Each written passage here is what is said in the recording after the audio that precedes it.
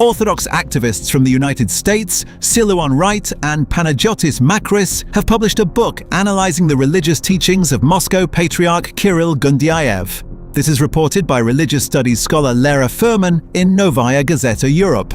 The Putin era in Russia coincides with what may be the most scandalous patriarchate in Russian history, embodied by Kirill Gundyaev. What appears to be the most comprehensive analysis to date of his specific teachings and views is now publicly available.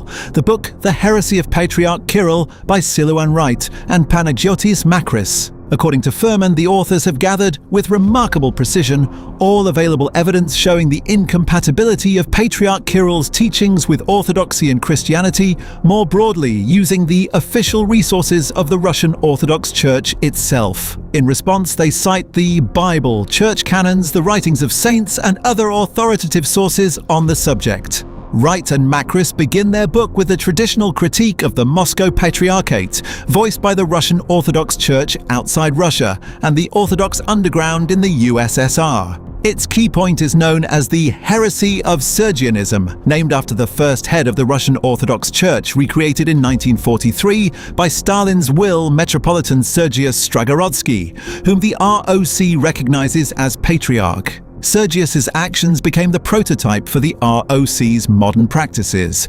The author of the article writes that Patriarch Kirill emphasizes his ideological connection to the Stalin-era patriarch, calling him a confessor who worthily carried his cross. She also recalls that for 20 years before becoming patriarch, beginning in 1989, Kirill headed the Moscow Patriarchate's Department for External Church Relations, created in 1946 on Lavrenti Beria's initiative. According to many former employees, the department was fully staffed by KGB agents, mainly from the First Chief Directorate, the Foreign Intelligence Branch. The theology of the special military operation is the apotheosis of Sergianism.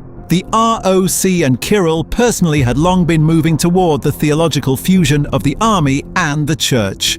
All that was missing, to use the Patriarch's own language, was an energetic shock strong enough to erase the boundary between them. That shock came with the attack on Ukraine, declared a holy war that opens the path to paradise for all who enlist in the Russian armed forces and give their lives for Putin's denazification. The authors write. They cite a large body of patristic quotations refuting another of Kirill's doctrines, that death in the special military operation automatically washes away all sins, effectively turning a dead convict or Wagner fighter into a saint.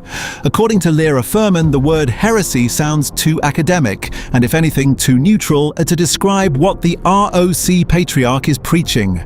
His views can be examined theologically and compared with the teachings of the Bible and the saints, as the authors of the Heresy of Patriarch Kirill meticulously do.